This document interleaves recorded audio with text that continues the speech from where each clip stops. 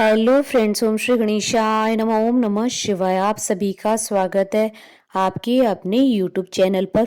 Friends, आज हम आपको इस वीडियो में बताने जा रहे हैं चैत्र मास के शुक्ल पक्ष की सोम प्रदोष व्रत का शुभ मुहूर्त, पूजा विधि, व्रत कथा, महत्व और सोम प्रदोष व्रत के दिन किए जाने वाले उपायों के बारे में। वीडियो शुरू करने से पहले आपसे रिक्वेस्ट है, अगर आप हमारे चैनल पर नए हैं और आपने अभी तक चैनल को सब्सक्राइब नहीं किया है तो प्लीज़ सब्सक्राइब कीजिएगा चैनल को, साथ ही प्रेस कीजिएगा बेल आइकन को, जिससे नए वीडियो से रिलेटेड नोटिफिकेशन आपको तुरंत प्राप्त हो सके।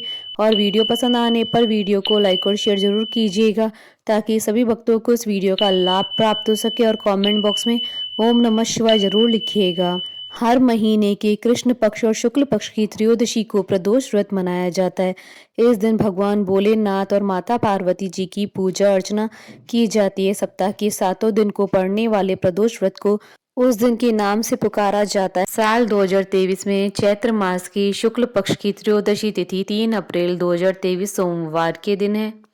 ये सोम प्रदोष व्रत कहलाएगा। शास्त्रों और पुराणों में निहित है कि व्यक्ति की सभी इच्छाएं पूर्ण होती है। सोमवार का दिन भगवान शिव जी को समर्पित होता है, अतः सोम प्रदोष व्रत करने से दुगना फल प्राप्त होता है। इतना ही नहीं, सोमवार के दिन सितारों और ग्रहों की स्थिति का भी विशेष महत्व होता है।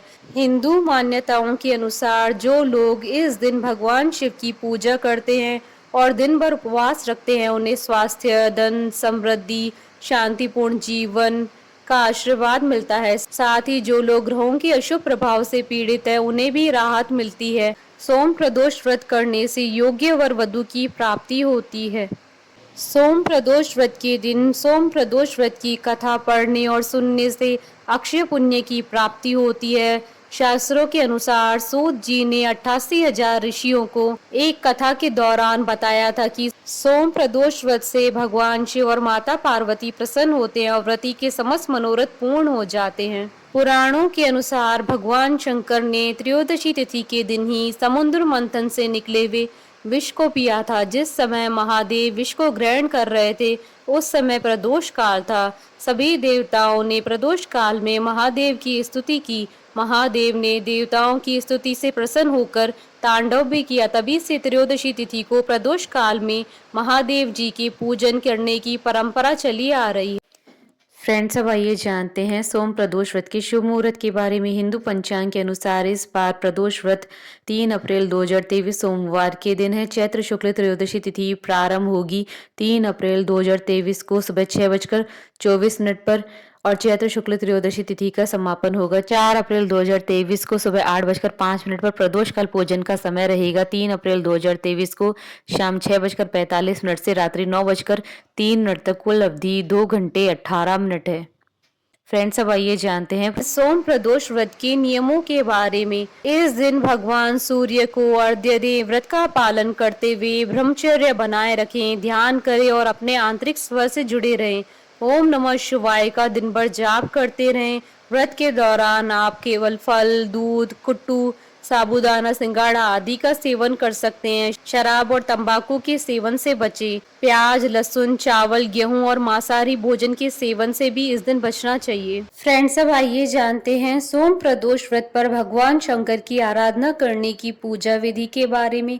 सोम प्रदोष व्रत के दिन व्रत रखने वाले व्यक्ति को सुबह उठकर नित्य क्रिया करने के बाद स्नान करना चाहिए। व्रत का संकल्प करते हुए शिव जी का पूजन करना चाहिए। प्रदोष वाले दिन अपने मन में ओम नमः शिवाय का जाप करना चाहिए। त्रयोदशी तिथि पर प्रदोष काल में यानी सूर्यास्त से 3 घड़ी पहले शिव जी की पूजा करना शुभ फलदायी माना जाता है। व्रती को चाहिए कि सायंकाल के समय एक बार फिर से स्नान करके स्वच्छ सफेद वस्त्र धारण करे। पूजा स्थल अथवा पूजन कक्ष को शुद्ध करना चाहिए। संभव हो तो व्रत रखने वाले व्यक्ति चाहे तो शिव मंदिर में जाकर भी पूजा कर सकते हैं। पूजन की सभी सामग्री इकट्ठा करके एक कलश अथवा लोटे में शुद्ध जल भर लेना चाहिए। आसन पर बैठकर भोलेनाथ जी की पूजा विधि विधान से करनी चाहिए। ओम नमः शिवाय कहते हुए शिव जी को जल अर्पित करके भगवान शिव को गंगा जल से अभिषेक करें। फिर उनको धूप दिया, अक्षत, पुष्प, धतूरा, फल, चंदन, गाय का दूध, भांग आदि अर्पित करें। इसके साथ ही भोग में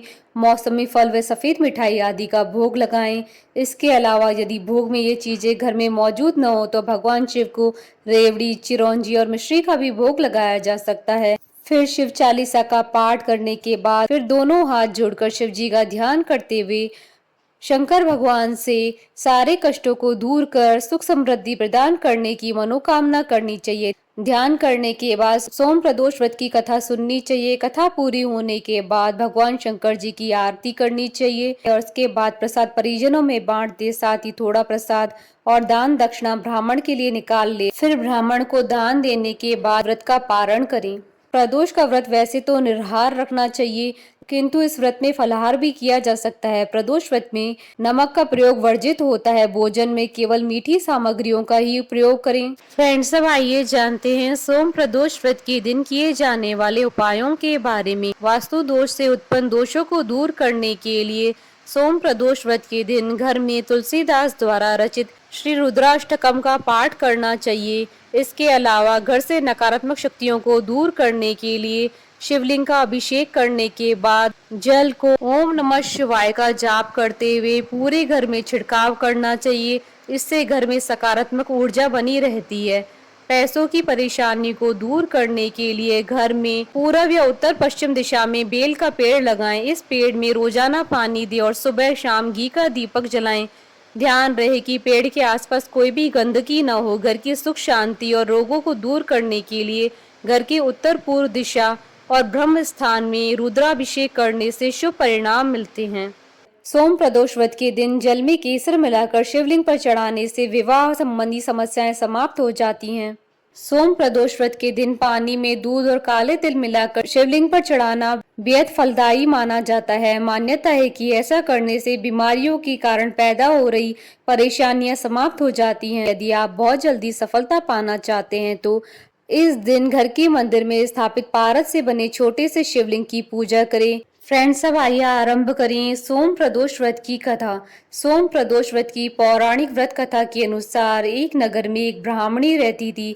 उसके पति का स्वर्गवास हो गया था। उसका अब कोई आश्रयदाता नहीं था, इसलिए प्रातः होते ही वह अपने पुत्र के साथ भीख मांगने निकल पड़ती थी। भिक्षाटन से ही वह स्वयं पुत्र का पेट पालती थी। एक दिन ब्राह्मणी घर लौट रही थी तो उसे एक लड़का घायल अवस्था में करहाता हुआ मिला। ब्राह्मणी दयावश उसे अपने घर ले आई।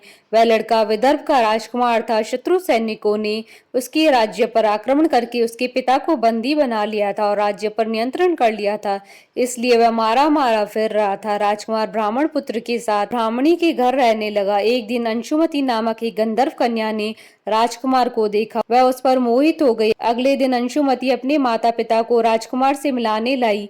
उन्हें भी राजकुमार भाग गया। कुछ दिनों बाद अंशुमति के माता पिता को शंकर भगवान ने स्वप्न में आदेश दिया कि राजकुमार और अंशुमति का विवाह कर दिया जाए।